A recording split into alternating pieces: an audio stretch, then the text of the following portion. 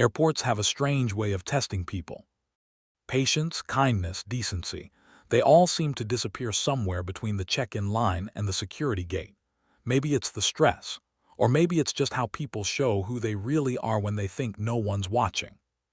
That afternoon, she was just trying to hold it together, one hand on her stomach, the other gripping her passport. A missed flight, swollen feet, and exhaustion had already pushed her to the edge. But it wasn't turbulence or time that broke her composure. It was another passenger's cruelty. And a few steps behind her, watching it unfold in silence, was the one man who doesn't tolerate cruelty, not toward anyone, and especially not toward her. Jasonstatham looked up from his phone, saw the woman he loved flinch, and in that single second had made a decision to make the bully learn a very, very hard lesson. Before we continue, thank you for being here, for every like, every comment, every person who watches these stories not just for action, but for heart. Because this one isn't just about standing up for someone you love, it's about how far respect should go, even when anger tempts you to forget it. And if you're new here, welcome. Stay with us till the end, because what Jason did next at that airport wasn't about pride or power. It was about something far deeper. Airports are supposed to be gateways to new beginnings. But sometimes they show you endings instead of patience, of manners, of people pretending to care. The line at Terminal 3, check-in, barely moved. The sound of rolling suitcases, the flat tone of announcements echoing overhead, and that mix of fatigue and frustration that only airports can create. Most people were too tired to talk, too tired to look up. But not her. Emma, 8 months pregnant, stood near the counter, one hand on her back, the other gripping her passport and boarding pass. Her flight to Nice had already been delayed twice, and all she wanted was to get home before nightfall. Her husband, Jason, was returning from a film event in Dubai. They were supposed to meet in France the next morning. She smiled faintly at the thought. It had been months since they'd had more than a few days together. She reached the counter, setting her bag down carefully. The attendant gave a polite smile. "Good afternoon, ma'am. May I have your passport?" But before Emma could hand it over, a sharp voice cut through the air. "Excuse me, are you kidding me right now?" Everyone turned. A woman in a black leather jacket stormed toward the counter, heels clicking like gunshots against the tile. She threw her designer purse on the desk. "I've been standing there for 20 minutes and you're serving her. I was here first." The attendant blinked, flustered. "Ma'am, she's on a priority medical boarding list. She's—" "I don't care what she is," the woman snapped. "We all have problems. You think being pregnant makes her special?" Emma froze. She didn't want a scene. Not here, not now. "I'm sorry," she said softly. "You can go ahead if you like, I'm just—" "Don't pity me," the woman barked. "You people always think you can cut lines and play victim." Gasps rippled through the nearby passengers. A few stepped back, unsure what to do. The attendant's hands shook slightly as she tried to explain. Emma stepped back, clutching her stomach. Her voice trembled. "Please, I just want to sit down." But the woman leaned closer, sneering. "Oh, don't start with the drama. Nobody's falling for that belly act." The words hit like a slap. The kind that doesn't bruise skin, only dignity. Across the hall, near a coffee stand, Jasonstatham was finishing a quiet phone call. He'd landed 2 hours earlier than planned, and decided to surprise Emma by picking her up. He hadn't told her. He just wanted to see her face light up when she saw him. But as he hung up, something in the air changed. Raised voices. That specific kind of noise, the sound of tension cutting through the everyday buzz. He turned his head and saw her. Emma standing at the counter, shoulders tight, one hand pressed protectively over her belly. And in front of her, a woman shouting, leaning too close, too cruel. Jason's jaw tightened. The phone slipped into his pocket. Every step he took toward her was slow, deliberate, but his eyes never left the scene. "Ma'am, please," the attendant tried again. "She's heavily pregnant. You can't speak to her like that." The woman scoffed. "Oh, so now you're defending her too? This is discrimination." Emma flinched as the woman slammed her palm against the counter. "Stop it," she said softly. "You're scaring me." "Good," the woman hissed. "Maybe next time you'll learn your place." That was the moment Jason's patience ran out. He reached the counter just as the woman turned, about to storm past. His hand came up calm, steady, resting lightly on the edge of the desk. "Is there a problem here?" The woman turned, ready to snap again until she saw him. The composure in his face, the quiet authority in his voice. "Who are you?" she demanded. Jason didn't blink. "Her husband." The air shifted instantly. Her lips parted but no sound came. Jason's gaze lowered just for a moment to Emma's shaking hand, then back up. "You've had your say," he said evenly. "Now you'll listen." Security began to approach, 2 officers moving through the crowd, one of them recognizing Jason immediately. But he lifted a hand, stopping them with a look. The woman scoffed, trying to recover her arrogance. "Oh, what, you're gonna play hero now? I didn't touch her." Jason's voice was calm, almost too calm. "No, but you did something worse. You made her feel unsafe." People around them were watching now, phones lowered, silent. Jason's tone didn't rise, but every word landed like a slow drumbeat. "You walk through the world thinking kindness is a weakness," he said quietly. "It's not. It's the only thing that keeps places like this from turning into chaos." The woman tried to laugh, but her voice cracked. "Are you threatening me?" Jason shook his head. "No, I'm reminding you what respect looks like before you forget completely." Emma stepped forward, touching his arm. "Jason, it's okay. Let's just go." He glanced at her, his expression softened instantly. "You sure?" She nodded, still trembling. "She's not worth it." Jason took her suitcase handle gently from her, still keeping his eyes on the woman. Then he said softly, "You should thank her. She just saved you from something you'd regret." He turned, guiding Emma away. The officers stepped in quietly, talking to the woman, who suddenly looked far smaller than before. They reached the waiting area near Gate 12. Emma sank into a seat, trying to catch her breath. Jason crouched in front of her, his tone tender now, the edge replaced by warmth. "You all right?" She nodded slowly. "I think so." He gave a faint smile. "That's a lie." A tear escaped her eye. "I hate that she got to me." Jason shook his head. "She didn't. She just reminded you how ugly the world gets when people stop caring." He brushed a hand against her cheek. "You didn't do anything wrong. You handled it with grace." She smiled weakly. "You didn't even raise your voice." Jason smirked. "Didn't need to." But then, just as the moment began to settle, one of the airport officers jogged toward them. "Mr. Statham," he said quietly, leaning close, "we need a word." Jason frowned. "About what?" The officer hesitated. "The woman at the counter, she's pressing charges, says you threatened her." Jason's jaw tightened again. "Of course she did." Emma's eyes widened. "What? That's ridiculous." The officer sighed. "I know, but protocol's protocol. We need to take a statement." Jason glanced at Emma, the faint tremor in her hand, the exhaustion settling back over her face. He exhaled slowly. "Fine, let's do it." But as he stood, something caught his attention across the terminal, a man in a gray coat, standing near the woman, speaking to her in low tones. She handed him something, her phone maybe. Then he slipped an arm around her shoulders and whispered something that made her smirk again. Jason's instincts prickled. He'd seen that kind of arrogance before, the kind that hides behind lawyers and titles. He turned to the officer. "Who's the man with her?" The officer frowned. "Looks like her husband. Why?" Jason's eyes narrowed slightly. "Because he just recorded something, and if I'm right." He glanced back toward Emma, voice lowering to a whisper. "This isn't over."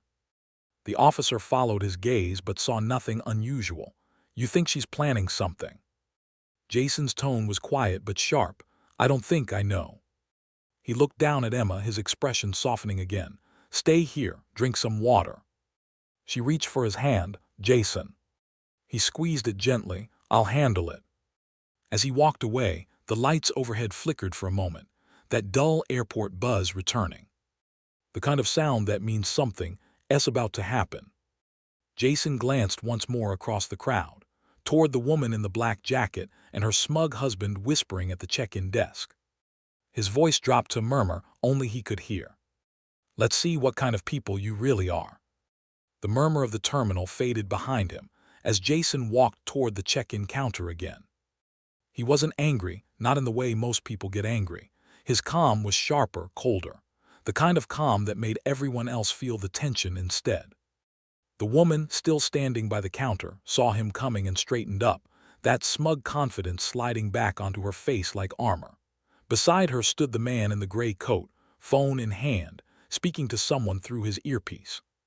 "Here he comes," the man said under his breath, smirking. "Let's see how tough he is when the police show up."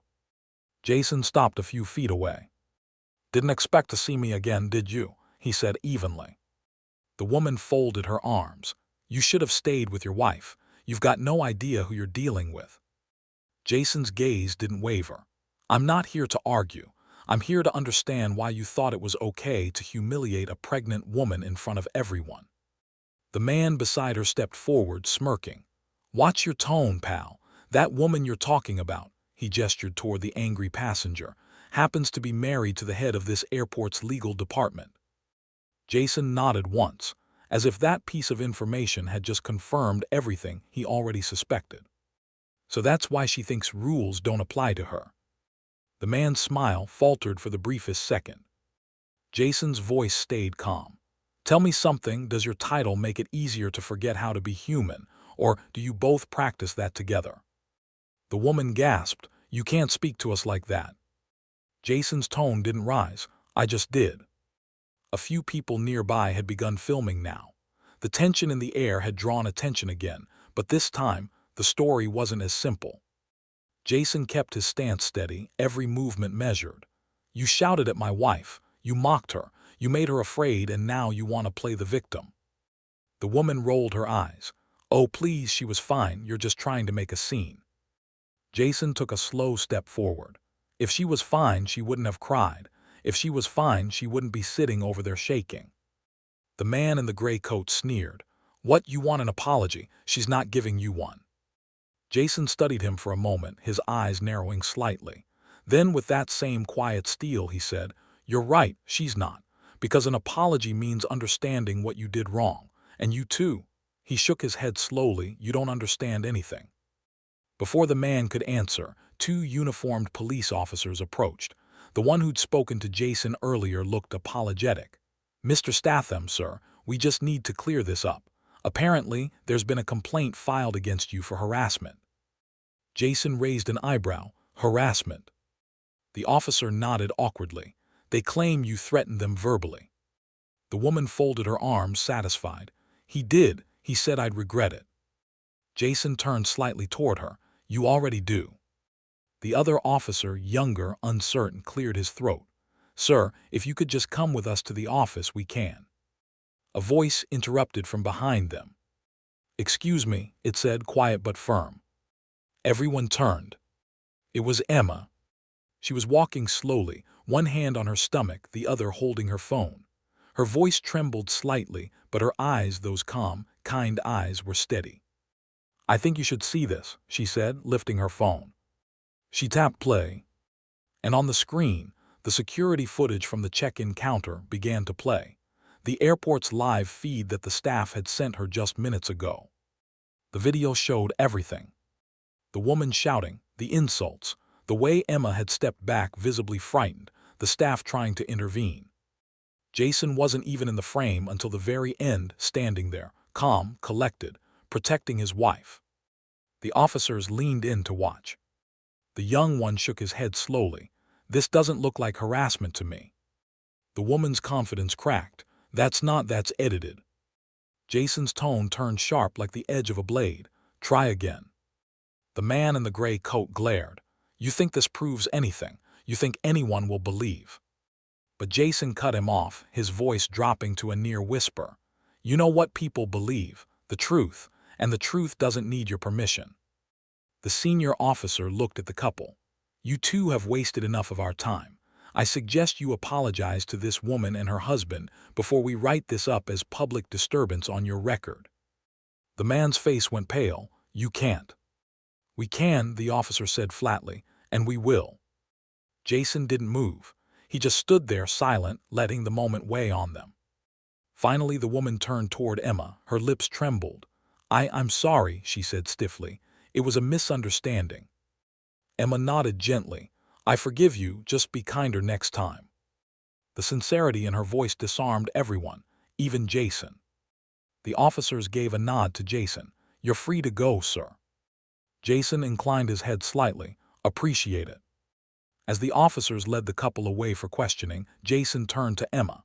She exhaled deeply, relief washing over her face. You didn't have to come forward, he said softly. I couldn't just sit there, she replied. You taught me better than that.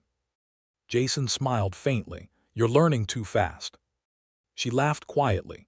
That's what happens when I marry a man who can stare fear into silence. He smirked, brushing a stray hair from her face. You okay now? I am, she whispered. Now I am. They began walking toward the gate, fingers brushing together, the world finally calm again. But calm never lasts forever. As they reached the seating area, Jason's phone buzzed. A message from an unknown number. He opened it. A single line appeared on the screen. You humiliated the wrong people. His jaw tightened. He showed the screen to Emma, who frowned. What does that mean?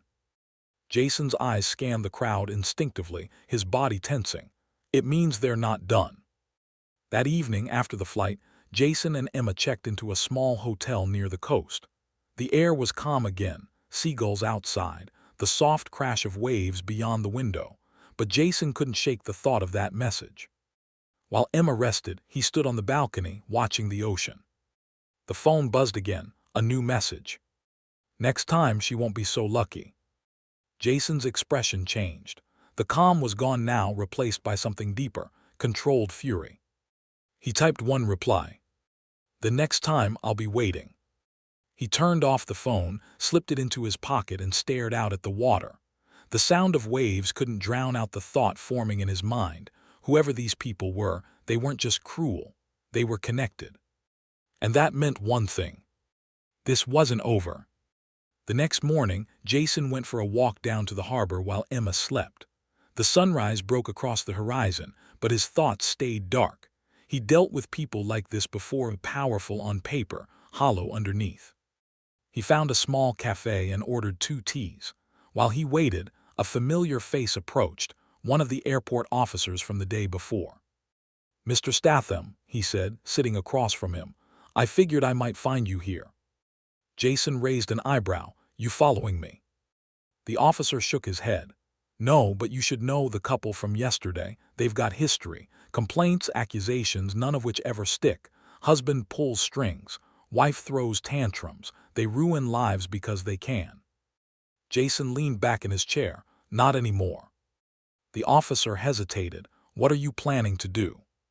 Jason's eyes drifted toward the sea. Nothing illegal, just educational. Later that day, Jason made a call. Within hours, news began to spread online. Footage from the airport incident had surfaced on social media. Not the shaky phone clips, but the full camera footage, clear, unedited, undeniable. Thousands of comments poured in. Disgusting behavior. She should be ashamed. That poor woman. By sunset, the airport's PR department released a statement. The woman in the black jacket had been suspended. Her husband, under internal review for misuse of authority. Jason didn't post, didn't say a word. He just sat beside Emma on the balcony, her hand resting over his. She looked at him quietly. You did something, didn't you? He smiled faintly. I did what anyone would do. She laughed softly. No, Jason, you did what only you would do. He looked at her, eyes soft. Maybe, but this time it wasn't about fighting back. It was about showing them that dignity doesn't scream, it stands. That night, as the sky turned gold and the sea reflected every flicker of light, Emma leaned her head against his shoulder. Do you think people like that ever change? Jason thought for a moment. Only when life gives them a mirror they can't look away from. She smiled. And you were that mirror. He shrugged. Maybe, or maybe it was you. You forgave her. I just finished the sentence. She laughed quietly, then went silent, her hand brushing her belly. He kicked, she said softly. Jason smiled, his eyes softening completely. Guess he approves. For the first time since the airport, peace felt real again. The next morning, a news headline flashed on the TV in the hotel lobby. Airport official suspended after viral confrontation with pregnant woman. Jason watched it for a moment, then turned away. He didn't need to see the rest. Justice had already done its quiet work. As he picked up their bags, Emma called from the doorway, "Ready." He smiled, "Always." They stepped out into the sunlight together. No fanfare, no cameras, just two people walking toward a calmer day. And though the world would keep spinning with its noise and chaos, Jason knew one thing for certain. Whenever cruelty tried to disguise itself as power, he'd be there, silent, patient, and unshakably human, to remind it what respect truly means.